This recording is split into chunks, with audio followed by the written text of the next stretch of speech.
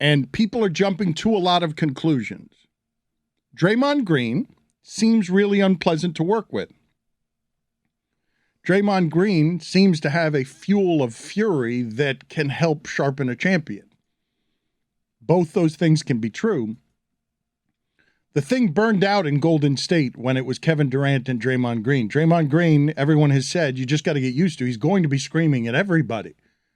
Andre Iguodala on our network is saying he's not here for any Jordan Poole slanders. People are looking at the three-point contest in Tokyo and making something of Clay's words that he and Steph beat Jordan Poole, kept him humble, that Jordan Poole needs some humbling. But he doesn't need some humbling. He wants some of the same things the old guys on that team want, and he's also great. And Draymond Green inside of that locker room is old guard. And Jordan Poole's got his money, right? Like they've got to decide here between Jordan Poole, between Clay, between Draymond on who they're going to give the money on that team. And now they're getting into a fight. I don't know what's going on for real there, but they're getting into a fight on the court, chest to chest, and I don't know if it's that moment of emotion or if we're reaching the point where Draymond Green, who's been buddy-buddy with LeBron, and he's doing a lot of publicity, it seems like, for all LeBron things. I don't know where Draymond's career is going to end up. I do know that Draymond thinks he's the furnace at the center of that team, and I don't think he's wrong. Oh, I'm totally with Draymond Green. Like, I think Draymond Green is the centerpiece of that team. He gives them the toughness, the defense, all the intangible stuff that you love and that team probably needs because of Steph Curry and Klay Thompson. They're not guys who are going to do that. He does the little things, Dan, and he's very important to that team. Well, they are better with him than without. They don't need another Jordan Poole, another Steph Curry. They do need a Draymond Green. I disagree. They needed Wiggins and Poole to win at the end. Okay. Poole struggled in the finals. No, but Poole they did needed have Wiggins. some big games in the postseason. Yeah, he did. They've got to decide between all of those guys. In that Denver series, they certainly needed Poole. Yeah. Wiggins is somebody else, though, that also is about to cash in. And they can't pay all of them, even though they don't mind about the luxury tax. They're light years ahead of everybody. But let's identify the workplace conflict, because it's not really allowed in any other workplaces. It's not a normal part of doing business. Hey, we all have a coworker who just likes to scream at everybody. Not in this age. Not in toxic workplace climate age. We know that that's a pressure cooker that is different than other workplaces.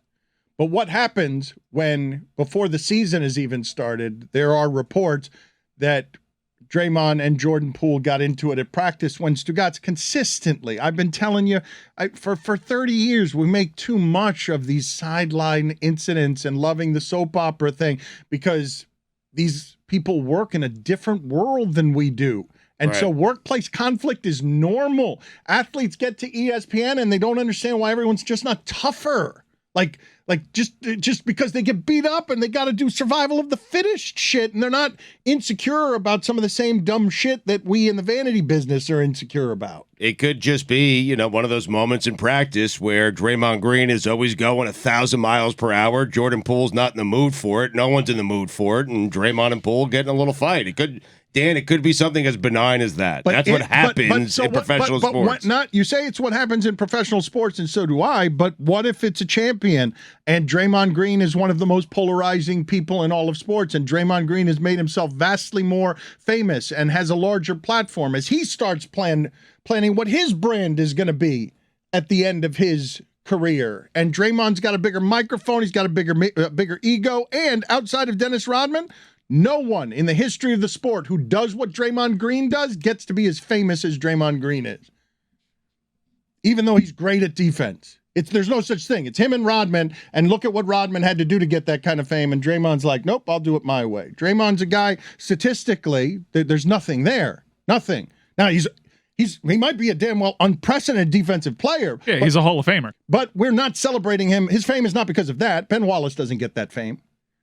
His fame is because he's a big mouth, and his brand is good, and his ego is big, and he doesn't mind saying things no one else will say. And now Jordan Poole ran up against it, and Draymond. The way the reports are is that Draymond hit Jordan, not that Draymond faces disciplinary action, not Jordan Poole. Does it matter? Michael Jordan punched Steve Kerr in the face when they were teammates. Does it matter? Any of it? No. I think it does, just because Draymond seems to only be able to do this one way. That's what I'm fascinated by, is that Draymond Green seems to think that after having been the 35th overall pick and having been mostly ignored until Steve Kerr sort of happened upon a lineup that worked for him, and then he established his career, and he moved forward in his career in this one particular way, that he's only capable of doing it this one particular way. And we cannot act like Draymond Green acting this way hasn't had collateral damage. It cost them the 2016 championship. It cost them probably keeping Kevin Durant, depending on how you view how that situation played out. There's been some collateral damage as a result.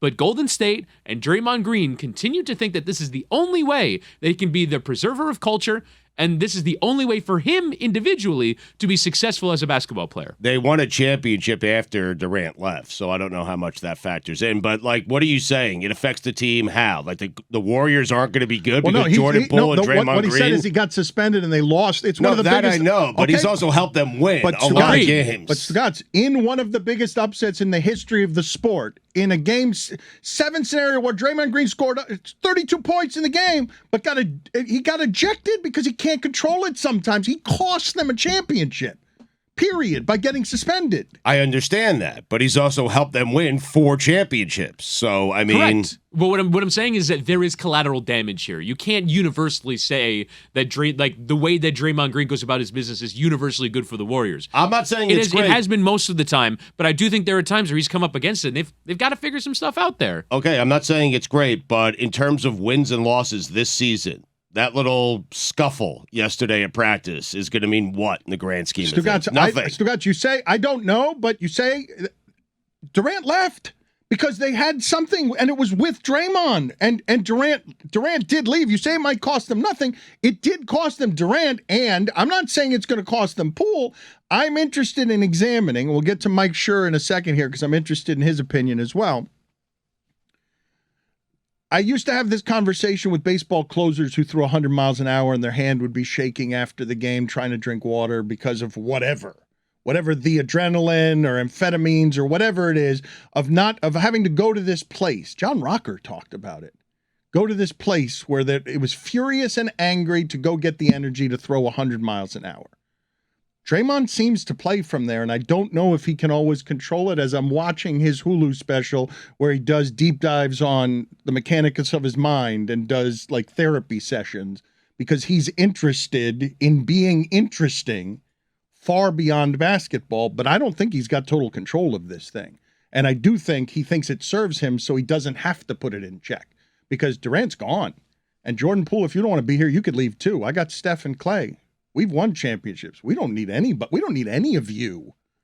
I can understand why Is he wrong to view it that way? Well, hey, Durant left, we got Wiggins and Poole, and we still won a title. At every turn, his MO has been reinforced. Yes. Except in won a title before Durant. No, but I'd stop you here. At every turn, it's being reinforced. But now there's money and 4 guys want it. And they can't give it to everybody. One of them is 9 years younger. And now you get into the cutthroat parts of the business. Let's see if Golden State values Draymond the way you think they should, the way Draymond thinks they should, as he fights with Jordan Poole. Jordan Poole wants that money. Well, let's see if Steph values Draymond the way I think Steph does value Draymond. Oh, but that's a cutthroat business, Stugotz. He's the old guy, and the other guys are, man, Wiggins, those guys are much younger. I know.